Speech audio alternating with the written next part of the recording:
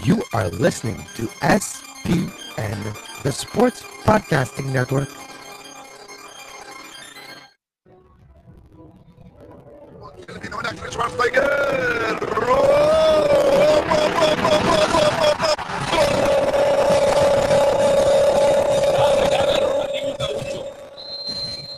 Ya lo hace. Pierna derecha, directo al arco. ¡Golazo! ¡Golazo! ¡Golazo! ¡Golazo! This is Soccer Today, live on SPN Radio, your new live show about the beautiful game in all its glory, with Duane, Rollins and Kevin Laramee. MLS, EPL, La Liga, Champions League, all is fair game. Powered by the Sports Podcasting Network. Visit us at sportspodcastingnetwork.com.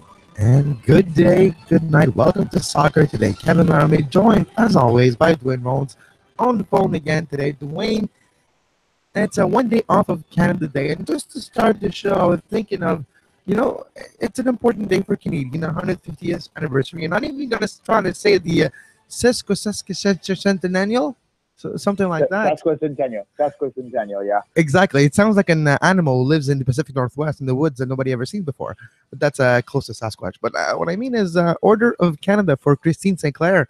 Congratulations, Christine. Well, yeah, precisely, and it's not unexpected. I mean, it was unexpected that it happened today because you never know when these things are coming down. But when you think about it, the fact that she still gets to accept this and be part of it while she's still playing is, I think, a remarkable accomplishment. And it's something that she should be proud of and that all Canadian soccer fans should be proud of. I have to look, but I'm 100% certain she's the first female soccer player to get it. I would guess that she's the first soccer player to get it as well. I'll have a quick look about that maybe later, and I'll confirm that next week. But certainly a very big honor there. The Order of Canada, for those that don't know, for our American listeners, is, it's exactly what it sounds like. It's a list of people. They get a little badge. They're part of an order for the rest of their life, where they have been recognized for their accomplishments in whatever field that they're in. So you got some sports people are in there. There's, scientists. There's some politicians too, things like that. Anyone who's contributed to society in a meaningful way in their field of choice. And Christine St. Clair certainly has done that.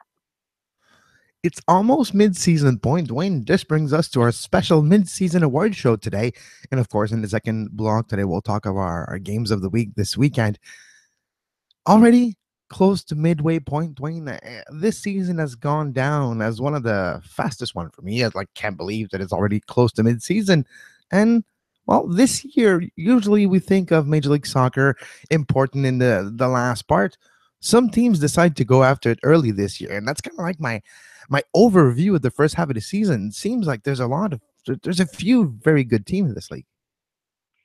Yeah, I think that when you look at the first half of the season, there's been somewhat to chalk. I think that the top teams are the teams that we would have expected, but you've got a few upsets in there. Chicago being the most notable one. Perhaps Dallas not doing quite as well as you would have thought, although I think there's still lots of room there.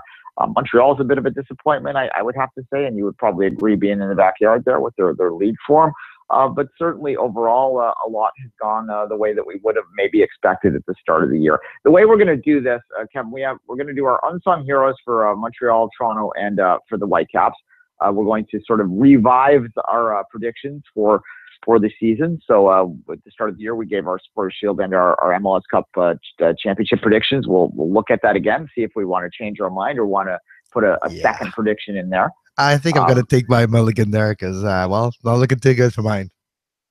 Well, yeah, I won't remind people who you picked there. You can if you wish.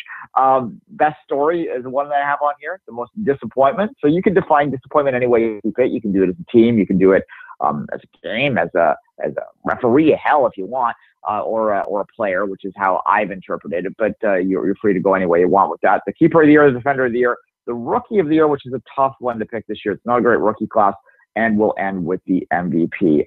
Kevin, let's start with unsung hero, and we'll start. I have actually picked one for each of the three Canadian teams here. I only asked you to do one for the Impact team, so I won't let you jump in there, but I'll be happy to start with my unsung hero for the Whitecaps. Go ahead. Good luck. Sorry, say that again? Go ahead and good luck. Okay. This one's a weird one for me when I looked at it, because a lot of the impact players that you'd expect to be contributing are, and the ones that you weren't necessarily expecting to contribute not necessarily aren't. So I actually picked a guy that we make fun of a lot, that we wondered about a lot, that I think actually has contributed in a way after he came back from his injury, especially, that I was a little bit surprised for. So I'm going to give a nod to the worst hair in the league, the worst naming father in the league, Zeppelin, really. Brek Shea has contributed to the Whitecaps in a way that I didn't necessarily anticipate when it happened. So good for Brek. Who would have thought that Brek Shea would be a striker?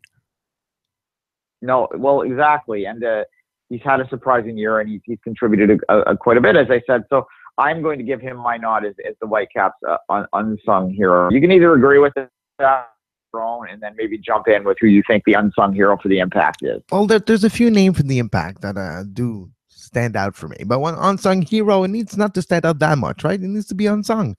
And unfortunately, because of injury, a player was injured last on the first leg of the Canadian Championship. Daniel Lovitz, I think he has been an unsung hero for Montreal, slowly but surely established himself, first of all, in the 18, then because of injuries, had a lot of playing time and was really growing into confidence with this club, into his role, into his chemistry with other teammates. It hasn't been easy for the Montreal defense, but Daniel Lovitz, when he was asked to come on in the game, late in the game, to play that dirty role, that dirty type of play where you have to foul, you have to stop the play, break the play, commit fouls, and make sure that momentum and transition doesn't happen. He was doing that role, and eventually led to him doing starting jobs for Montreal now because of injuries and growth of confidence, growing in the depth chart. So for me, Daniel Lovitz has been like unsung hero, revelation. I have to say Cal Fisher as well has been very, very good for Montreal, growing into his role as almost starting center back. But the true unsung hero this year, and I don't know why we're not talking about him that much. He's having a very good season, low profile compared to a few years ago. Laurent Simon, like if it wasn't for Laurent Simon, can you imagine the amount of goals that Montreal would concede in Major League Soccer? Laurent Simon has been this year for me very solid for the Impact, and a bit of an unsung hero role because of results, because of other things going on around the roster, injury, the club, new players coming in. Laurent Simon, unsung hero for me from Montreal. All right, fair enough. Simon certainly is well respected in this league as one of the top defenders. That's why I'll have a little trouble calling him unsung, because I still think that people view him as one of the top defenders in the league. I actually put Donadell as my unsung hero for the Impact, and the reason I did is because to me, and maybe as a TFC guy, I'm supposed to, this is blasphemy to admit how effective he can be in his sort of sandpaper role that he does there. But to me, he's year after year one of the most unsung players in the entire league. I gave him. You're right, Duane, and that player didn't stand out to me when I was thinking about it quickly. But you're right, and the reason behind it is when Donadell was injured, how the Impact looked, and look how his return solidified that last gaps of defending before you get to the defense, and solidify the transition moving forwards. And that was all Donadell. And you're right, when he wasn't with Montreal, he was really missed, and you do see a big difference here. And unsung hero, maybe he's a song, but Anthony Jackson, I have to say, 5 goals here so far. Incredible return on investment. If you think about the investment as playing time, it's crazy. Especially since his first goal came days after it was reported that he was going to be shown the door. Yes, so certainly 2 days after, or something, and it was a false reporting. And once again, but guess it triggered something, because look at him since. Yeah, precisely. And there's no way that he's getting shown the door now, I wouldn't think, and a rightful position on the Gold Cup team as well, which our Gold Cup coverage will start in earnest next week. Okay, let's move to Toronto. My unsung hero for Toronto is Marky Delgado. Marky Delgado didn't really start the season as a starter or as a regular starter. Marta Cooper was sort of taking that position. Once he moved in there, and if you remember back, TFC is doing so well that it's hard to remember that they weren't they were like, they were below the red line for the first month or so of the season. So, it's hard to remember that. And that change where they went on that long winning streak really started when Delgado was getting regular minutes. So, although he is, again, if you listen to some of the, Extra Radio and people like that, people that are tuned into the league pretty hardcore, they'll talk about Delgado all the time. And I don't think even we talk about him enough here, though. He has had a very solid season and has absolutely established himself as a key player on this team. And, when you have Sebastian Javinkos and Vasquez and Drew Moores and, all that go down the line, and even people talking about Raheem Edwards and stuff like that, all these stories, it's easy to forget a guy like Delgado, but Delgado has absolutely been massive for TFC this year, and he would be my unsung hero for the Reds. Yeah, I can't argue with that. And when you're looking at the performance of the Reds this season so far, I have to agree, because the rest have been sung heroes. There's a few players I really like this year, and it wouldn't be the one you would think of. No, Toronto FC is impressive, and Delgado as the unsung hero has been impressive. I would give maybe a little nod to Raheem Edwards as well as the unsung hero. Canadian international now has been growing, blooming very quickly at the professional level, the highest level possible in Canada in the last few months. All right. I had a category called Game of the Year so far, and we might actually agree with this one. And it's recency bias, maybe, but I don't think so. The second leg of the Canadian Championship final. Yeah, it had. I mean, I know it didn't go well for you, but in terms of pure drama, it's hard to top that one. Do you have another one in mind? I mean, as I said, I feel bad naming that as the game. First off, it's an MLS game, but the drama and the massive amount of the way it ended and everything else was just incredible. No, it truly was. There's a few weeks ago, the big game in Montreal where they scored a bunch of goals in Montreal, one of the last victories they had. It was a pretty good game, but no, when you think about games and momentum swings and drama, controversy, you kind of have to go with Tuesday's second leg of the World Cup final. All right, so we do agree with that one. If you're so you have we're being a bit centric too for our own background, but I just can't think of a better game in the league this year. It's too bad that the American listeners out there didn't easily get to see this game. There obviously was ways to do it if you know how to find games, but it was on TSN, so a lot of American listeners do have a quote-unquote VPN for Canada because they wanted to watch a lot of Olympics, and that's how you used to watch the Olympics. So maybe a few of our listeners were able to watch it on TSN, quote-unquote, in the States. Yeah, there's also other sites that how to do these things. This isn't our first rodeo, but nonetheless, there was no legal way to watch it in the States, we'll say, but that's unfortunate because it was a great game. And if you can actually find a download of it, don't watch it because it's worth watching a second time. I have at this point, maybe not if you're a Montreal fan, but for certainly if you're a Montreal fan, splice the first 45 minutes of that game, then put the last 45 minutes like extra time and penalties of MLS Cup. So that way you'll have like both feeling, and you'll see Toronto lose at the end. So you'll see Montreal score, and then you'll see Toronto lose at the end. There's an actual video made on social media by a Montreal Impact fan saying, "Oh, look, Toronto fans, this one's for you." And you see the highlights of the game, and then boom, MLS Cup penalty miss, and Seattle wins. Well, there you go. All right. Well, alas, it's good to have some fun. All right. The best story of the season so far, Kevin. I went with a team, and it's the Fire. They've been so bad, the Fire Tire, the Tire Fire, the whatever you want to call it, for years, and for them to be in a supporter shield conversation at this point of the season, we all, I think, I shouldn't say we all, but many of us think that they'll probably take a step back in the second half of the year. They're on pace for like 65 points right now, which is mental. So I don't think they're going to finish that high, but I think they're pretty clearly going to make the playoffs.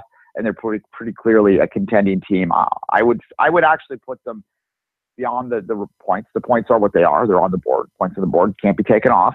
I think they're probably the third best team in the East right now. I'd put NYCFC ahead of them as well, Toronto. But that's remarkable regardless. So the Fire are my best story of the first half of 2017.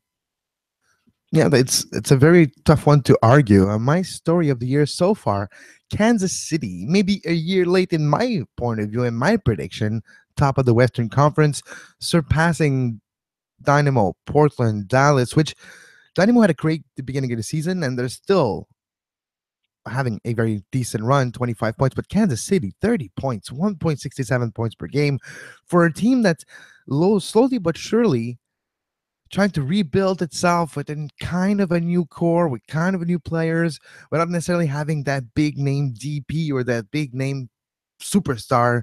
They're still finding a way to be effective. And I think Kansas City is a great story so far as how they've been able to turn things around since the little bit of deception of last year, where there was a lot of expectation in Kansas City last year. This year, not that there's no expectations, but they're tempered a bit. And this performance in the first half of the season for Kansas City is a good story. I have to agree with you. Chicago Fire, a great story, but the one where I want to not forget, because, well, it's kind of important. Orlando, with the crazy beginning of season they had, like over 2 points per game average after 6 weeks in or something, even more. Now a little bit back to reality with the Kyle Aaron situation and all. I think it's a story that needs to keep an eye on in Orlando. Fair enough. Kyle Laurent cleared to play again. He will be back, and it's also been reported that he will be recalled for Canada if they were to make the knockout stage. We said that the other day, but I'll repeat it here again now. All right, the disappointment of the season. Again, you can interpret this as a team. You can interpret this as anything you really want. I have gone with a player, Kevin, and I've gone with a player who was hyped a great deal last year, who didn't start great last year, but came on, ended up being the Rookie of the Year, and has really sort of he sort of epitomizes that sophomore slump right now, and that, of course, is Jordan Morris. Only 2 goals in all competitions this season. Only 22 shots on goal in his 16 games played. For forward, that's just simply not good enough. 8 of them on target. I'm looking at his stat sheet right now. Jordan Morris just has not really come through. A lot of controversy around his inclusion in the Gold Cup squad when look at other players and maybe having more effective offensive seasons, getting the call for the U.S. team under Bruce Arena for the look at the Gold Cup. Morris, I don't know. I feel kind of bad because I feel like I bashed him a little bit. And it's just not that I don't think he doesn't have talent. I just thought his hype was over the top last year. And the season this year is not really leading up to what we sort of expected last year. And it's kind of understandable, too, when you're looking at Jordan Morris' career, the amount of game played in a year before last year and then last year in Major League Soccer at the pro level, there's a big difference. The amount of game played in the NCAA and lower levels are not necessarily the same amount. And different type of schedule. And it could be the schedule itself that's maybe not necessarily taking things away from Jordan Morris, but getting used to that long schedule, that day in, day out, that professional grind that we talk about sometimes. And he has shows glimpse of genius. He has been very instrumental in Seattle's MLS Cup run last year. Maybe it's a Seattle Sounders MLS Cup hangover. Maybe there could be some argument saying that Seattle is having that right now with 8th position in the Western Conference. Dempsey has been back, but not necessarily produced to the level that we should expect from Deuce. And you have as well the Jordan Morris and the other big players not necessarily scoring for Seattle, which would be a disappointment. So I agree with you, JB Smooth, Jordan Morris. Your disappointment for this year so far? My disappointment, Duane? I have to be honest. I have to be fair, objective. Montreal Impact, dead last in the Eastern Conference. I predicted them to win the Cup. I predicted the Eastern Conference final of Montreal-Toronto because if you go back to the offseason, the team that got better and everything, and Montreal's run, maybe I had a recency bias then because they just appeared in the Eastern Conference final. Hasn't panned out so far. Zamali has shown some great promise for the Impact, and there is a slowly but surely a growth of results, a growth of confidence, especially in how it's done. They're getting better build up, better transition. They're getting better chances. They went toe to toe for Toronto for 180 minutes.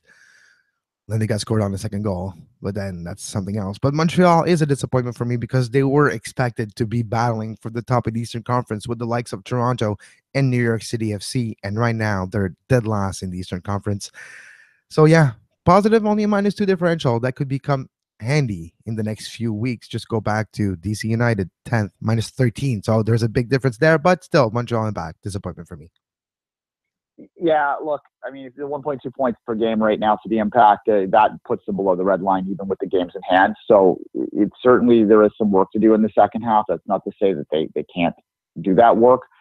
But there's some controversy around one of the banners that the inebriati hung before the second leg, and we talked about that yesterday. But they had a better one that they really should have stuck with, which said today's weather forecast: 17 points clear, and that is something. Well, that that one was shown. I've seen that one, so they showed it, but not as long as the other one.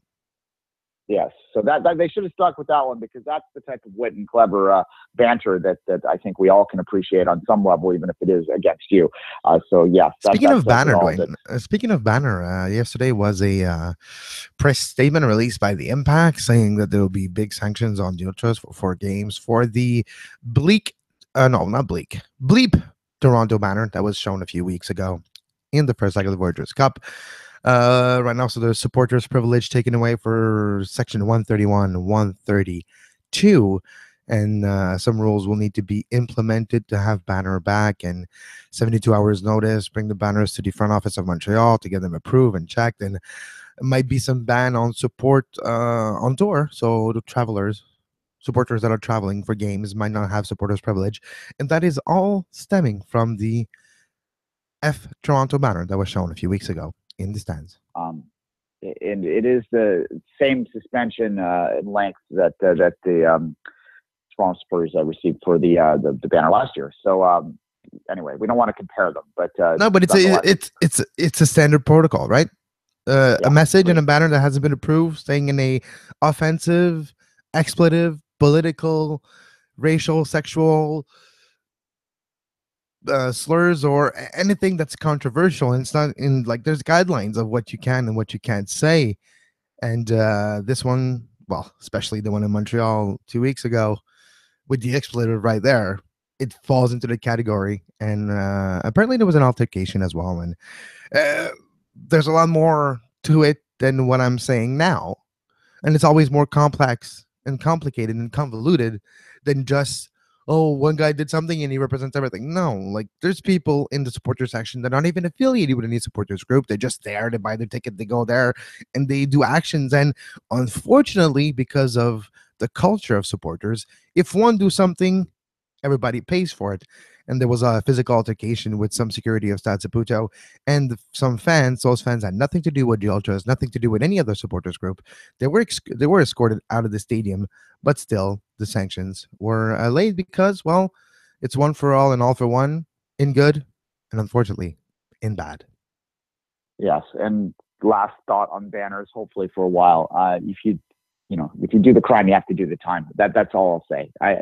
You know that if you write and fuck Toronto on a banner, you have to know, use your head, use the look out there at the examples that happen across the league, and you're going to get exactly what they just got. So if you're complaining about it now, come on, man. And not just that, I wouldn't even be surprised, Duane, if on the Toronto side there's some sanctions about the Quebec City banner, because it does fall into the categories. If you're looking at the Major League Soccer's rule on supporters and Toronto FC's rules as well, banners that are political in nature it's a problem for the club too. So we'll see the ramification of the actual Quebec City banner that Dean Brady did earlier this week.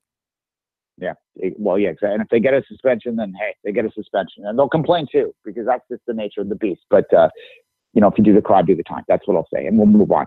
All right, this is running a bit longer than I wanted to. Do you want to take a quick break right now? We'll come back and we'll finish the second half of this and get into the games of the week.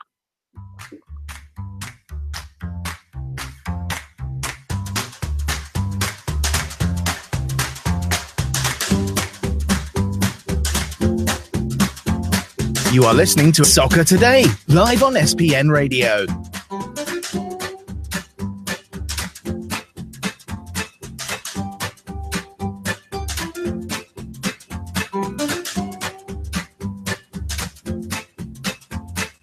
Visit sportspodcastingnetwork.com for more. And we're back on Soccer Today. You can follow Duane on Twitter at 24th Minute and myself at Kev Laramee. It's our mid-season award special. Duane, you're next award.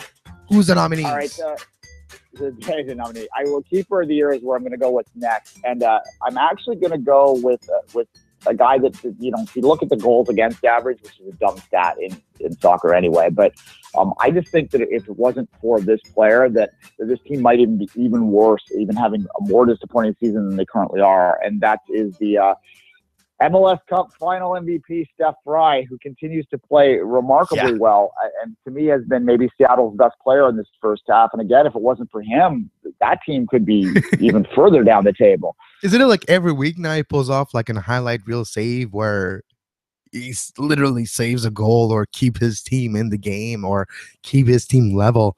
It's been a weekly occurrence now for Seattle. Fortunately for Seattle. But you can only not necessarily get lucky, but you can only tempt fate so often. And eventually he won't be able to pull off that save, and it's going to be even more bleak for Seattle. But when it's goalkeepers, when you either have a GOAT, your goalkeeper is your scapegoat, you don't talk about it unless he does spectacular saves. So of all the teams, of the 22 teams, there's 22 goalkeepers, and you don't hear about like 17 of them. You hear the one that are struggling, then you hear about Blake in Philly because he's pulling off amazing stuff, and you see Stephen Fry. So on this one, I'm going to split my vote between Blake and Stephen Fry, but I have to agree with you. Like, just the spectacularness, if that is a word, it is now, of Stephen Fry. It is impressive. And you know, from a TFC perspective, it's still hard to see Steph Fry because he not only was he, you know, 99 caps for TFC, though by far the longest serving goalkeeper here. You know, 99 caps for the cup's not won is the joke. It's kind of tough sometimes because he was not only did he have all those appearances, but he was also beloved here and a fan favorite. And a lot of people felt that Ryan Nelson didn't really treat him fairly in giving the job to Joe Bendik. And it's, you know, Joe Bendik is fine too, but nonetheless, we look at Bendik. Some fans would say that they haven't been treated fairly with the appointment of Ryan Nelson, but that was a totally different story. Yes, different story, different time, and much different time now. When feels like about 10 years ago, like Ryan Nelson era of Toronto, and just before that, the Aaron Winter and the Paul Mariner. This feels like a decade ago. Yeah, well, my heavens. Well, you know, we're getting it's 75% through this current decade, so we are getting close to almost a decade ago when you're talking about Winter. I can still distinctly remember, I will never forget press conference and walking out into the hallway and leaning beside a Coca-Cola machine, looking to my left and seeing Jurgen Klinsmann standing 2 feet from me. So that will be a surreal moment that will stay with me for a while. Jurgen Klinsmann leaning on a Coke machine in the hallways of the ACC. All right, Kevin, let's move on to our Defender of the Year. And I'm going to go outside the box on this one. And he's not even necessarily a defender by pure definition on how he's playing this year, although over his career he has been. He also plays as a fullback typically in his career, which doesn't necessarily usually get the recognition. But I am giving my Defender of the Year nod, even though there's no chance in hell he would win the award, to Justin Morrow. Because Justin Morrow has been an absolute key component to TSC's success this year. We also always criminally underrate fullbacks, as I said, even though he might be a wingback. And if you want to split hairs there, go ahead. But Justin Morrow, he is my nod as Defender of the Year. With, you know, if you look at some of the other stuff too, the problem with the Defender of the Year this year is that if you want to go statistically speaking, the defender, I looked this up before the show, the defender that's performing at the best is Chad Marshall. But I can't give Chad Marshall Defender of the Year considering Seattle's position and the fact that I already gave Fry, you know, the Keeper of the Year. So I just ended up going with, and then the other ones you're looking at Dallas, where they kind of play, you know, communal defense. You look at the SKC, where they're sort of the same thing. So it's hard to pinpoint one player out of that. Or maybe you can look at players like that, but no, I'm going to give it to the fullback or the wingback or someone. He plays at the back. He starts at the back anyways. Justin Morrow, my Defender of the Year so far. Well, not that I agree with your choice of team, and you have to give credit where credit is due. And what's the big difference with Toronto? If we go back, this is the third season with Javenko and Bradley and Altidore. It's the third season of the bloody big deal part 2. And this year, the big difference, as of last year, but this year it's even more noticeable, was defense. They don't concede as much. They're a lot more compact. They might not score 4 per game, but they'll score 2, but not concede. And you do see that confidence being built from the back going forward. The striker, the midfielders have more confidence, and the goalkeeper, either Bono or Herwin, have been able to marshal that back line successfully this year. even during the Irwin injury, Bono was able to maintain the points, maintain the wins, maintain the float of the team in the standings. And we were surprised. We were expecting the worst. And I have to say, the entire back line of Toronto have to be given a part of this Defender of the Year, mid-season a year award. I feel truly that they're not the best in the league, but they're efficient and they're doing what they need to be doing for Toronto to be successful. And I think sometimes it's not about how impressive one player is. It's not about impressive how the whole defense is. And if it wasn't, for example, the goalkeeper, that's terrible. They would no. Sometimes you just need to do your job. Sometimes in team sports, you do your role, you do your part, and you let others do theirs. And that's exactly what I feel Toronto's defense is doing. They're not overdoing it. They're doing what they need to do, but consistently. So I'll split my award in four, and I'll give it to the backline of Toronto FC. Yeah, they're not. You said they're not the best in the league in terms of their defensive record. That is true. They are tied for second best in the league, and I think people might be surprised to hear that. They have the best goals against average in the East. Only 15 goals allowed in 17 games played.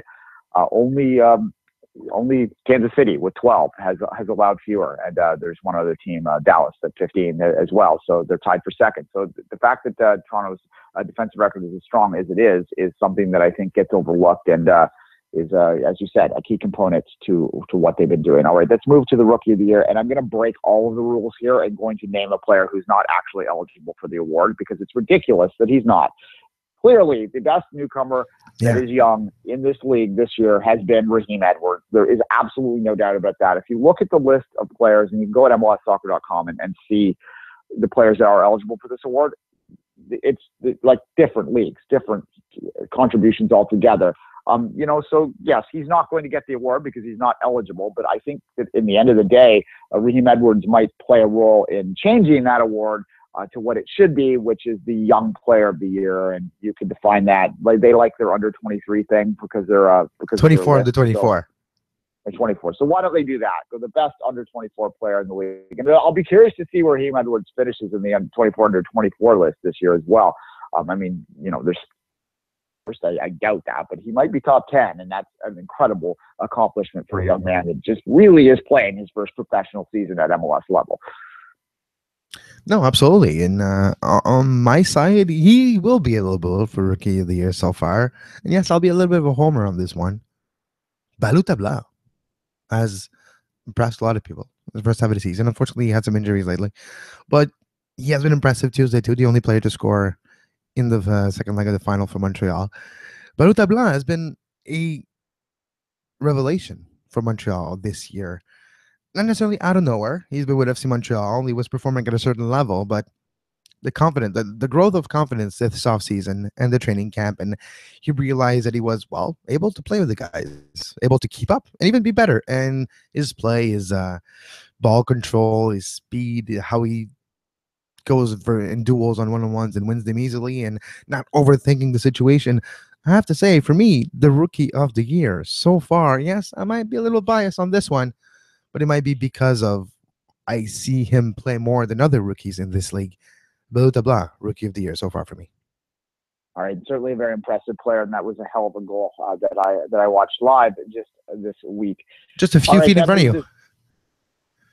Exactly, yeah, a little bit to the left. All right, so before we get to our MVP, we'll go back and we'll revise our preseason picks if we wish in terms of our Supporters Shield pick and our MLS Cup final pick. So always a fool's errand to pick MLS Cup final in the regular season, but nonetheless, we'll do it anyway. I would be disingenuous if I backed off my preseason treble pick. We're 1/3 of the way there. I am sticking with TFC. I think this is the best team in Major League Soccer by a mile right now.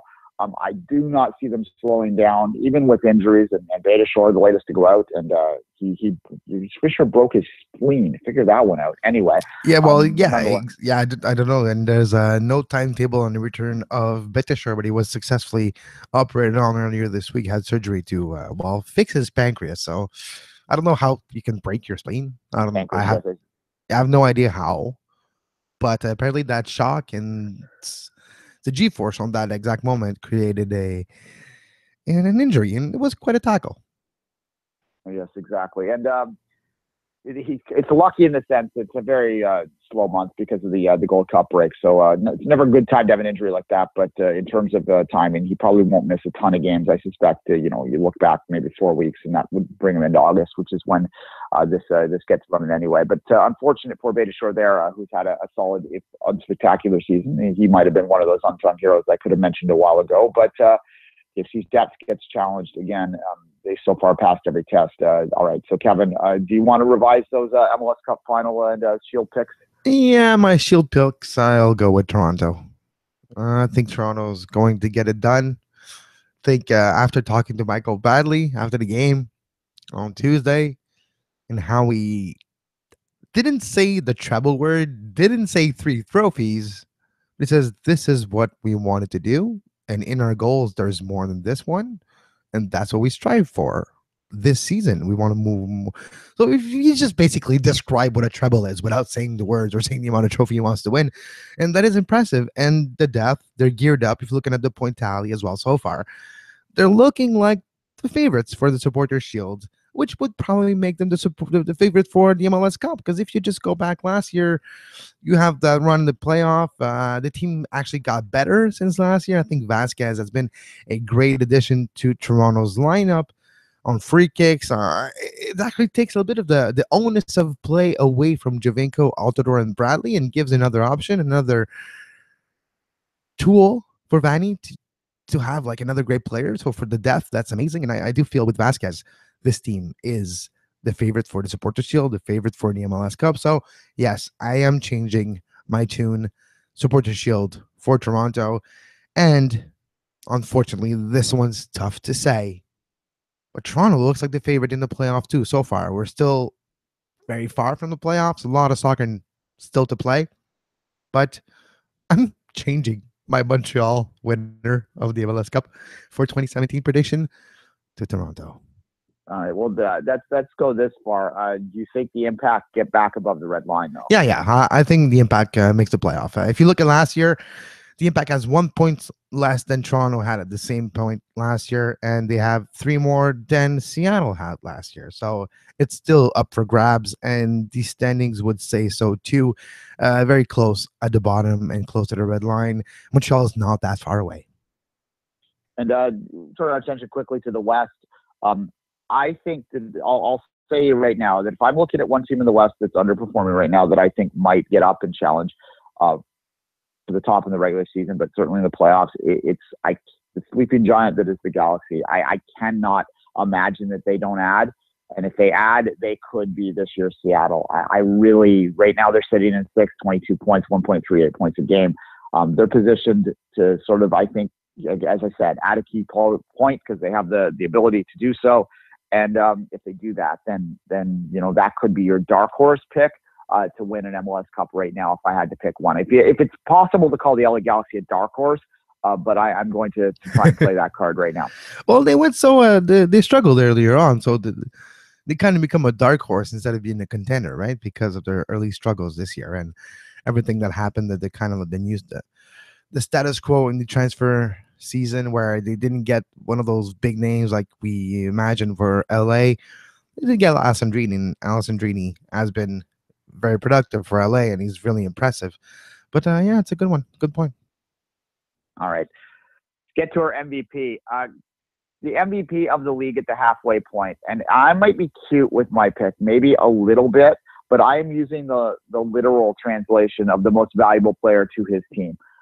I am going to name Dax as my MVP so far this year. Yeah, you look at call. the drop that New York has had and the game that Chicago has had, and what is the key component to that? It's Dax. It's some He's red not hair. going to win it. Missing some red hair in New York.